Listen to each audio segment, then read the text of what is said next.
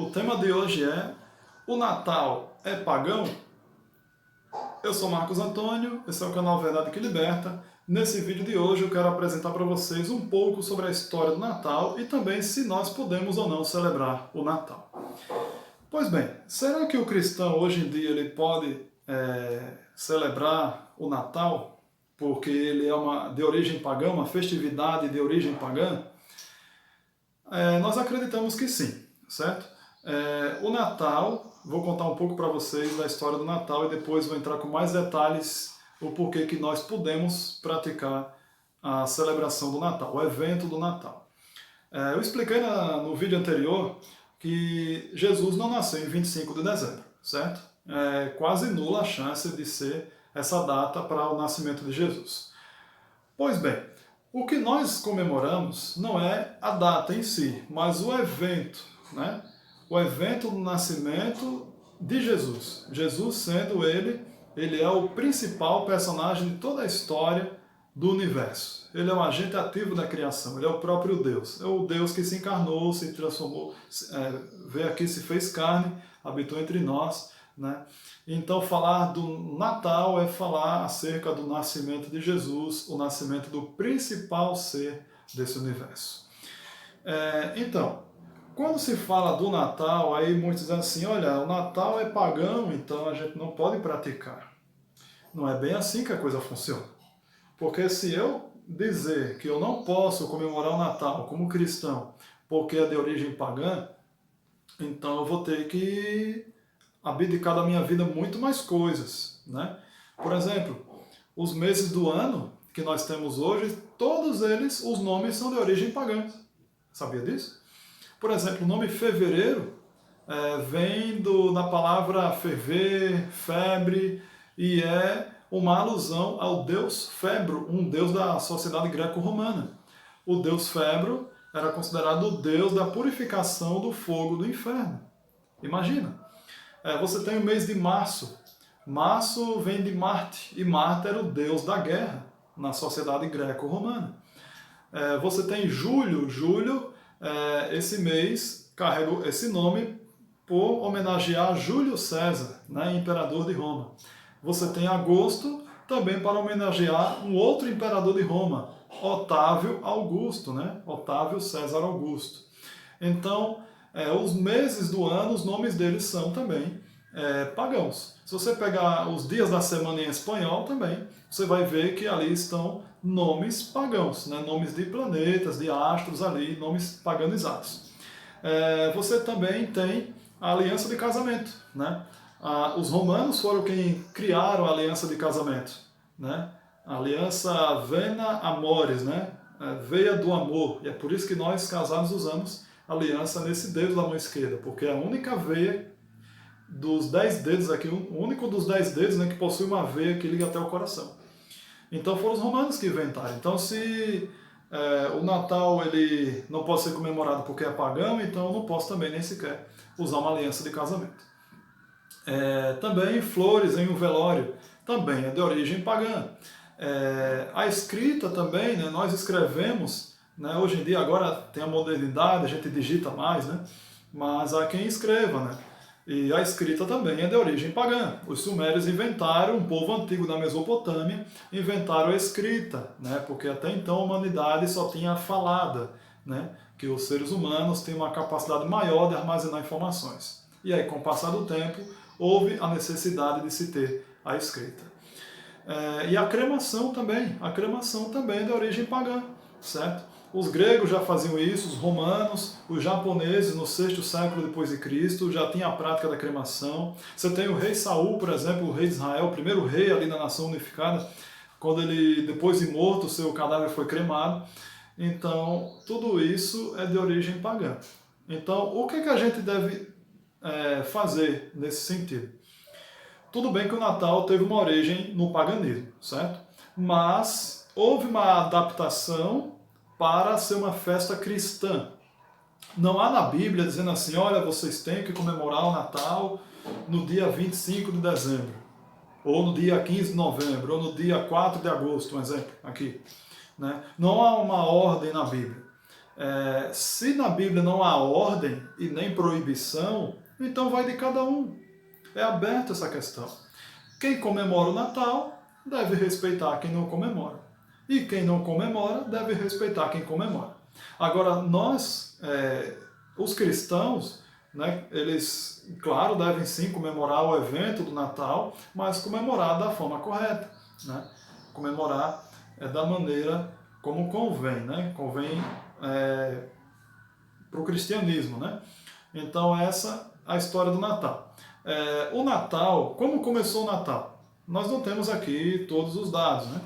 Mas a teoria que se tem é de que Roma, quando ele ascende ao cenário mundial, esse império pega alguns atributos dos impérios anteriores a Roma.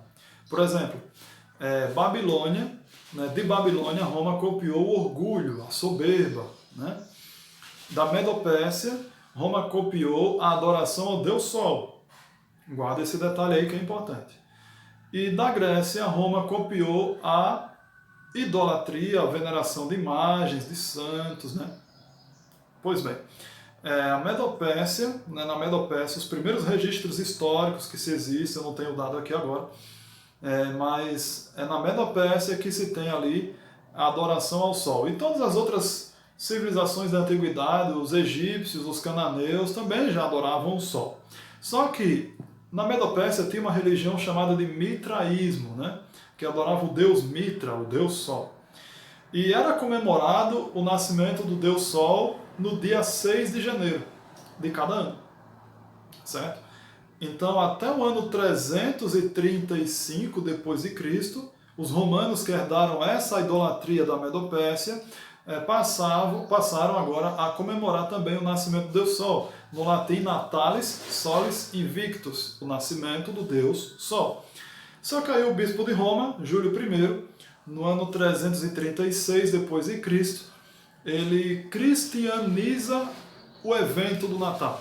Ele transfere a data de 6 de janeiro para 25 de dezembro, uma data aleatória, certo? Que ele escolhe, na tentativa de tirar da mente dos romanos aquela conotação idolátrica de adoração e veneração ao Sol, que eles consideravam como um deus, para então tirar da mente dos romanos aquela data e colocar numa outra data, fazendo com o tempo esquecer o 6 de janeiro.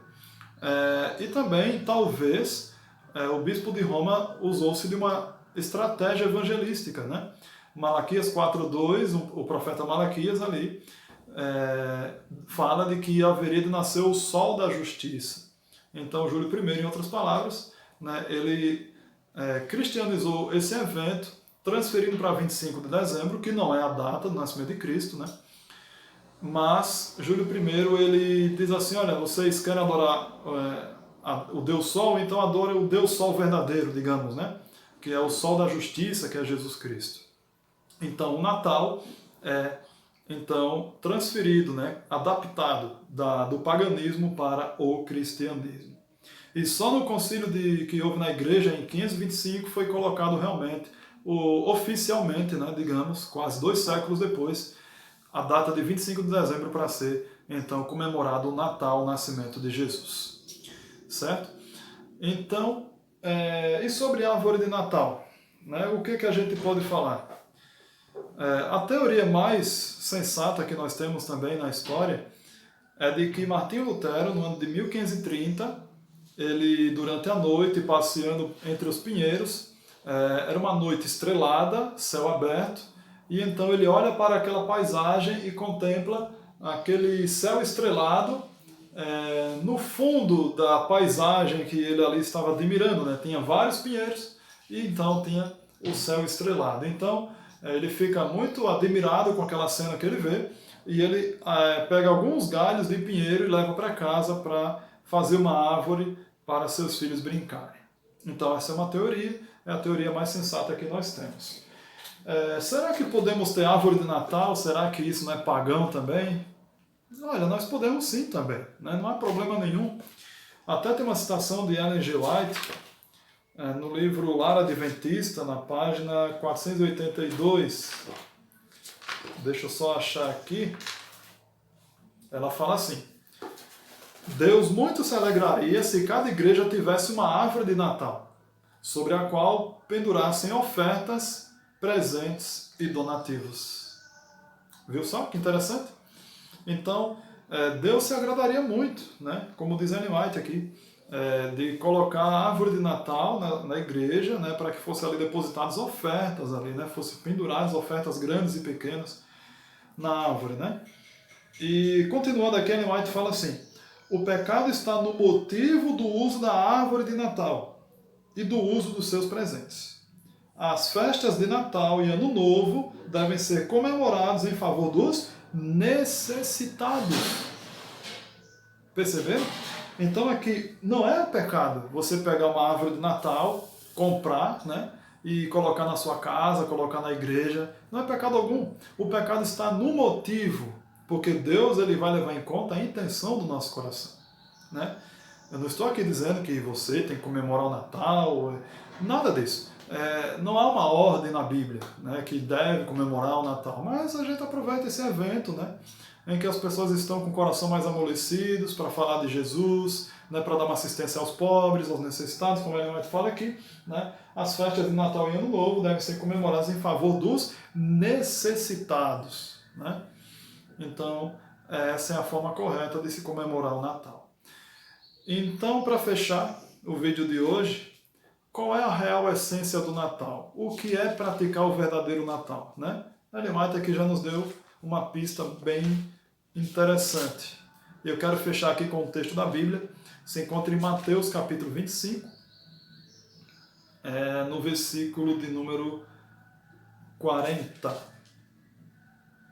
Diz assim: o rei respondendo lhes dirá: em verdade vos afirmo que, sempre que o fizestes a um destes meus pequeninos irmãos, a mim o fizestes.